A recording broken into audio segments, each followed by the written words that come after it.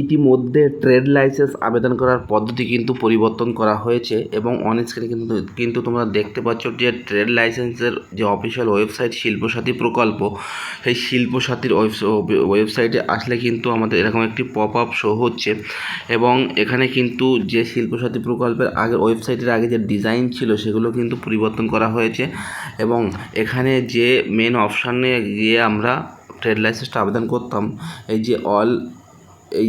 এই জায়গাটায় কিন্তু অল সার্ভিস বলে একটি অপশান ছিল, সেটি কিন্তু তুলে দিয়েছে।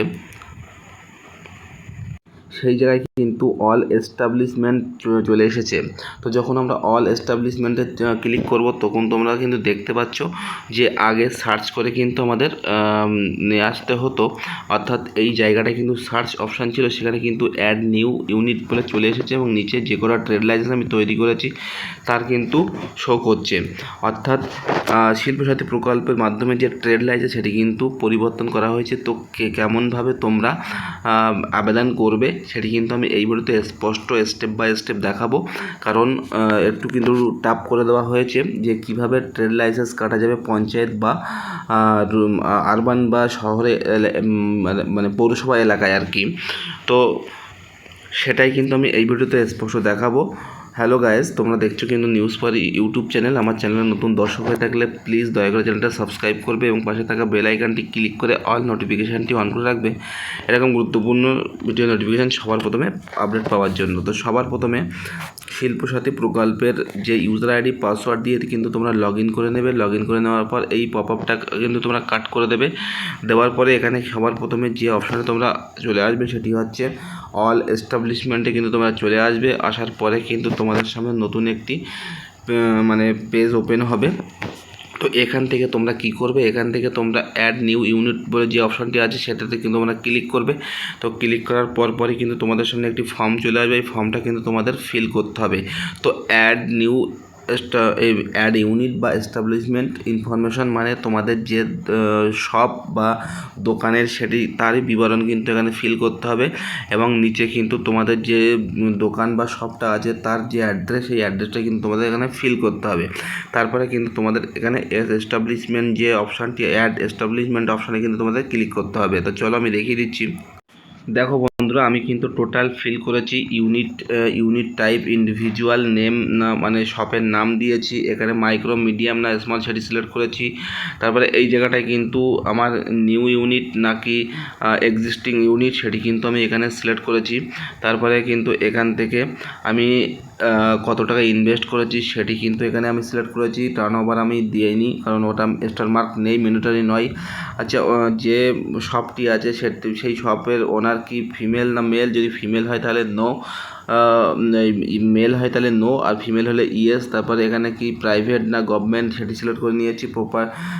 প্রোপাইটার না পার্টনারশিপ না কি সেটা কিন্তু সিলেক্ট করে নিয়েছি। তারপরে দোকানের নামে যদি প্যান কার্ড থেকে থাকে সেই প্যান কার্ড নাম্বারটা এখানে বসাবে, যদি না থাকে তাহলে নিজের নামের প্যান কার্ডটা এখানে বসাবে। তারপরে এখানে কিন্তু যে select others identity card type এখানে কিছু দেওয়ার দরকার নেই, জিএসটিও দেওয়ার দরকার নেই।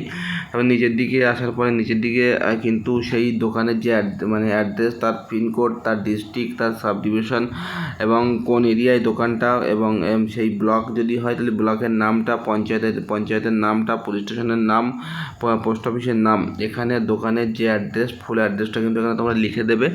লিখে দেওয়ার পরে তোমরা কি করবে, এখান থেকে এই যে অ্যাড এস্টাবলিশমেন্ট বলে একটি অপশান তোমরা নিচে দেখতে পাচ্ছ, এটাতে তোমরা ক্লিক করবে। ক্লিক হয়ে যাওয়ার পরে তোমরা আবারও কিন্তু অল এস্টাবলিশমেন্টে কিন্তু তোমরা চলে আসবে। আসার পরে নিচের দিকে আসবে, দেখতে পাচ্ছ এখানে কিন্তু আমি যে নামে এস্টাবলিশমেন্টটা রেজিস্টার করেছি সেটা চলে এসেছে। এখানে হাবিব টেলিকম সেটাতে কিন্তু আমি আজকেই এখনই এন্টার করলাম বলে চলে এসেছে। তো এখান থেকে তোমরা কি করবে, এখান থেকে সরাসরি কোনো দিকে না গিয়ে অ্যাড নিউ সার্ভিসে কিন্তু তোমরা ক্লিক করবে। তারপরে তোমাদের সামনে এরকম অপশান চলে আসবে যেখানে কিন্তু তোমাদের টোটাল শপের বিবরণ এখানে দেওয়া থাকবে।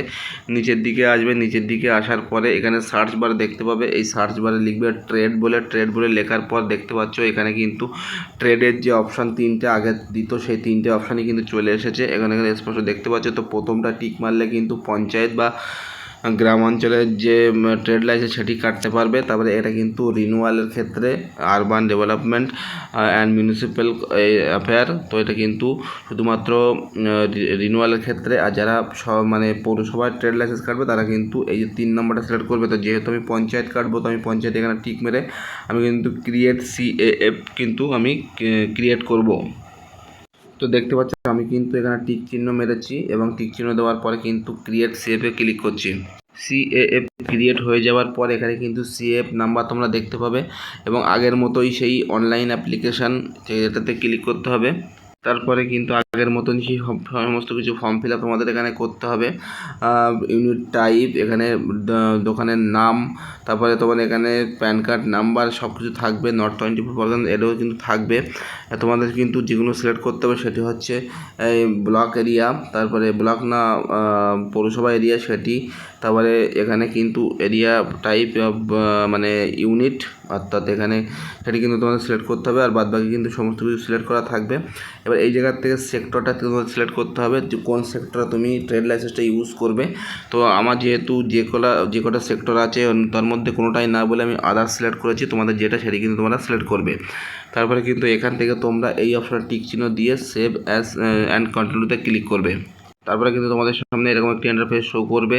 এখানে কিন্তু টোটাল তোমাদের ডিটেলস, ট্রেড ডিটেলসটা দিতে হবে। তো এখানে কিন্তু আমি টোটাল ডিটেলসটাই লিখেছি। এখানে ডিস্ট্রিক্ট, ব্লক, গ্রাম পঞ্চায়েত, এখানে কিন্তু গ্রাম পঞ্চায়েত দিয়েছি। এখানে কিন্তু ট্রেড তার দোকানের নামটা দিয়েছি, তোমরা তাই করবে। তারপরে কিন্তু এখানে তোমাদের যেটা করতে হবে, তোমাদের যে অ্যাড্রেসটা কিন্তু লিখতে হবে। দেখতে পাচ্ছ আমি কিন্তু টোটাল অ্যাড্রেস লিখেছি, ভিলেজ, সংসদ, তারপরে পাড়া, এখানে পোস্ট অফিস, এখানে পুলিশ স্টেশন, পিনকোড, মৌজা, দাগ নাম্বার, জেল নাম্বার বা মৌজা নাম্বার, দাগ নাম্বার, খতিয়ান নাম্বার। এখানে কিন্তু তো মানে এই যে অপশানটাই কিন্তু টোটালটাই তোমাদের যে জায়গাটায় তোমাদের শপ বা গোডাউন বা যাই কিছু হোক না কেন সেই যেখানে ট্রেড করবে তোমরা সেই জায়গার অ্যাড্রেসটা দেবেন।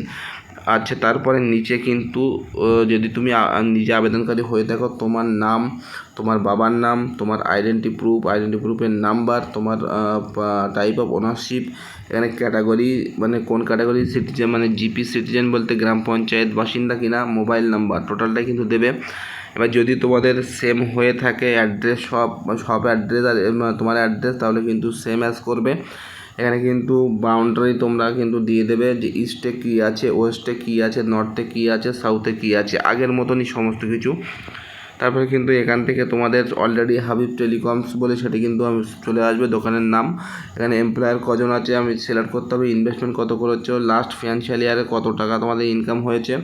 তারপরে এখানে কিন্তু তোমরা যে মানে ক্যাটাগরিতে ফিসটা দেবে, আমি যেমন দিয়েছি নট পেইং প্রফেশনাল ট্যাক্স, যেহেতু আমার মাইক্রো বিজনেস বলে তার জন্য কিন্তু 150 টাকা।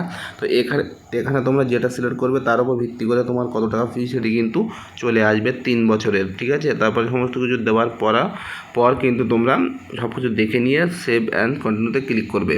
তারপরে কিন্তু তোমরা এখান থেকে তোমাদের প্রুফ অফ আইডেন্টিটি একটি আপলোড করবে, সেটি 200 কেবির মধ্যে PDF ফাইল আপলোড করবে। এখানে কিন্তু ল্যান্ড রেকর্ড আপলোড করবে 512 কেবির মধ্যে PDF ফাইল, ঠিক আছে, এটা কিন্তু মাথায় রাখবে। তারপরে এখান থেকে তোমরা কী করবে, সেভ অ্যাজ কন্টিনিউতে ক্লিক করবে। তারপরে এতক্ষণ যে ফর্ম ফিল আপ তোমরা করলে, টোটাল ফর্ম ফিল আপটা কিন্তু প্রিভিউ দেখা যাবে।